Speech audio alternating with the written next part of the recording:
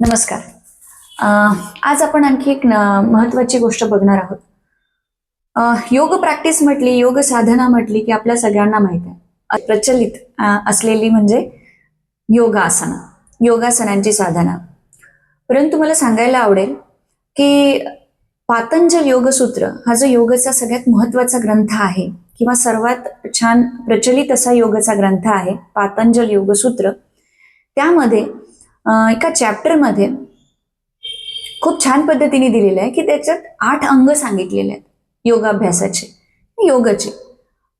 ते अंग म्हणजे यम, नियम, आसन, प्राणायाम, प्रत्याहार, धारणा, ध्यान, समाधी, अष्ट अंगाणी असं हे सूत्र आहे. म्हणजे हे 8 अंग आहेत जे तुम्ही योगाभ्यास करताय. त्या योगाभ्यासाचे 8 अंग आहेत आणि या 8ही अंगांना विशेष म्हणजे सारखं महत्व आहे. हे 8ही अंग एकमेकांशी जोडले गेलेले आहेत, त्यांचा परस्पर संबंध आहे. म्हणजे एका अंगाची प्रॅक्टिस केली आणि दुसरी नाही कसं चालणार? सो तुम्हाला सगळ्याच अंगांना घेऊन चालावं लागतं. 8 जे वेगवेगळे लिम्स सांगितलेले आहेत त्यालाच म्हणतात 8 fold path of yoga, 8 fold limbs of yoga. We have to start with the yamas first, then niyamas. What are yamas and niyamas? काय आहेत यम आणि नियम? तर इथिक्स आहेत. External ethics, internal ethics.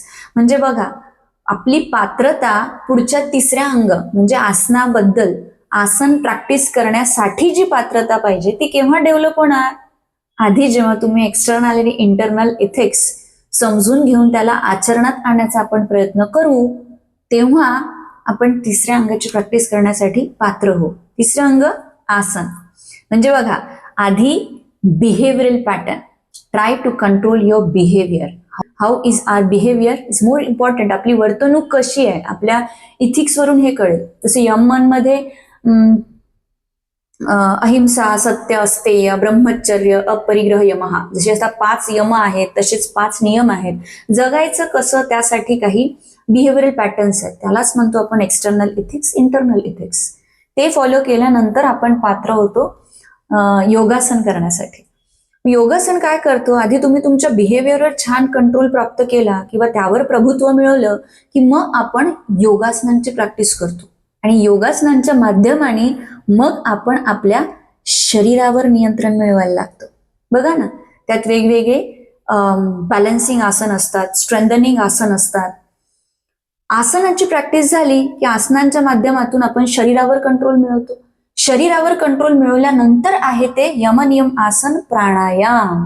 पहिले बिहेवियरल कंट्रोल, मग शरीरावर कंट्रोल आणि मग तुम्ही पात्र होता आपल्या श्वासावर कंट्रोल मिळवण्यासाठी. श्वासाचा प्राणायाम, प्राणाचा आयाम, प्राणाला होल्ड करून त्याचा विस्तार संपूर्ण शरीरामध्ये करणे, ह्याच प्रोसेसला तर प्राणायाम म्हणतात.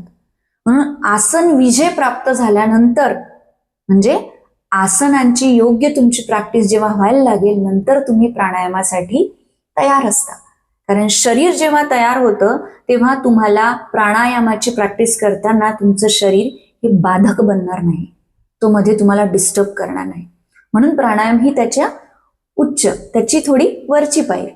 यम नियमांनी बिहेवियरल कंट्रोल झालं, आसनांनी शरीरावर कंट्रोल प्राप्त केलं, प्राणायामाने श्वासावर कंट्रोल प्राप्त. आणि एकदा जर तुम्ही श्वास पकडला, मन पकडलं, श्वासाला पकडलं, मनाला पकडलं, आपोआप पंच ज्ञानेंद्रिये, सेन्स ऑर्गन्स जे बाहेर सतत पळतात, जे डिस्टर्बन्स क्रिएट करतात, कंट्रोलमध्ये यायला लागतात. आपोआप पुढच्या स्टेजमध्ये तुम्ही जाता, ज्याला आपण काय म्हणतो? प्रत्याहार. म्हणजे ज्यामध्ये sense organs you withdrawal and you take it inside. म्हणजे तुम्ही ठरवू शकता की मला कुठली गोष्ट बघायची, काय ऐकायची, एवढा तुमचा कंट्रोल तुमच्या सेन्स ऑर्गन्सवर येतो. म्हणून बघा, की श्वासावर कंट्रोल मिळवल्यानंतर पुढची पायरी येते आपोआप ती प्रत्याहार. सोपं जातं. श्वासावर कंट्रोल मिळवल्यानंतर पंच ज्ञानेंद्रियांवर, मनावर कंट्रोल हा मिळायला लागतो आणि आपण प्रत्याहाराची प्रॅक्टिस आपली सुरू होते. प्रत्याहाराची प्रॅक्टिस सुरू झाली की म्हणजे इथून इंटरनल जर्नी आपली सुरू होऊन जाते आणि आतल्या प्रवासासाठी आपण एलिजिबल होतो, पात्र होतो. कारण आतल्या प्रवासासाठी डिस्टर्ब करणाऱ्या ज्या बाहेरच्या गोष्टी आहेत त्यावर आपण ऑलरेडी काम केलंच की. यम, नियम, आसन, प्राणायाम ह्या सगळ्यांच्या माध्यमाने. नंतर प्रत्याहार, सेन्स ऑर्गन्सवर कंट्रोल मिळवलं. प्रत्याहारानंतर येतं ते धारणा, कॉन्सन्ट्रेशन. एखाद्या गोष्टीवर जेव्हा आपण धारणा करतो तेव्हा ती गोष्ट आपल्या आत हळूहळू हळूहळू प्रॅक्टिसनी आपल्या आत धारण व्हायला लागते. It is a practice of धारणा, ज्याला आपण नॉर्मली कॉन्सन्ट्रेशन असं म्हणतो. आणि किती सुंदर आहे बघा, तुम्ही कॉन्सन्ट्रेट करायला जा, डिस्टर्ब काय करणार? मन आणि सेन्स ऑर्गन्स. म्हणून जेव्हा मन आणि सेन्स ऑर्गन्स आपले आत आपल्या कंट्रोलमध्ये यायला लागतात तेव्हा आपोआप घडते ती धारणा. आपोआप आमची कॉन्सन्ट्रेशन लेवल, आपली कॉन्सन्ट्रेशन लेवल जी आहे ना ती वाढायला लागते. कॉन्सन्ट्रेशन लेवल वाढली की मग हळूहळू धारणेतून आपण शिरतो ते ध्यानामध्ये. म्हणून म्हणतात ध्यान, मेडिटेशन करावं लागत नाही, ते आपोआप लागतं.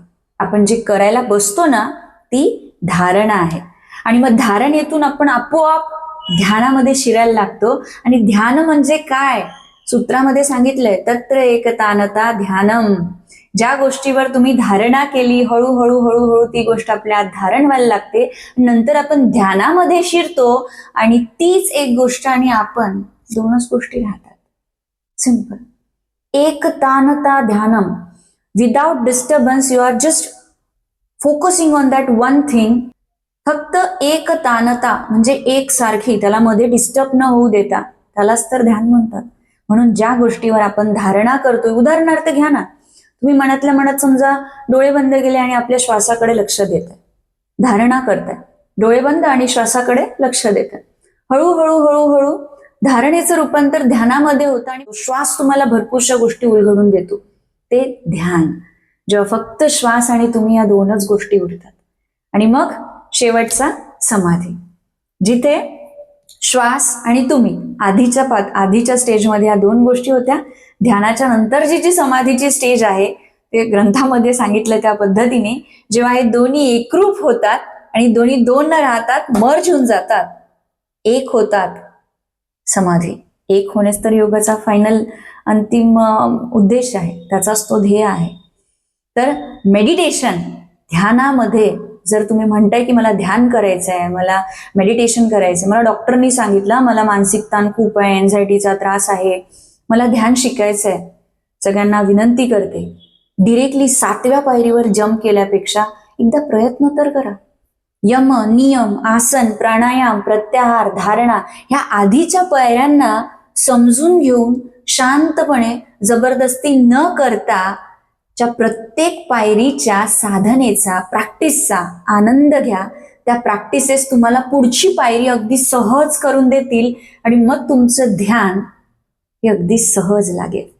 ते करावं लागणार नाही. थँक्यू.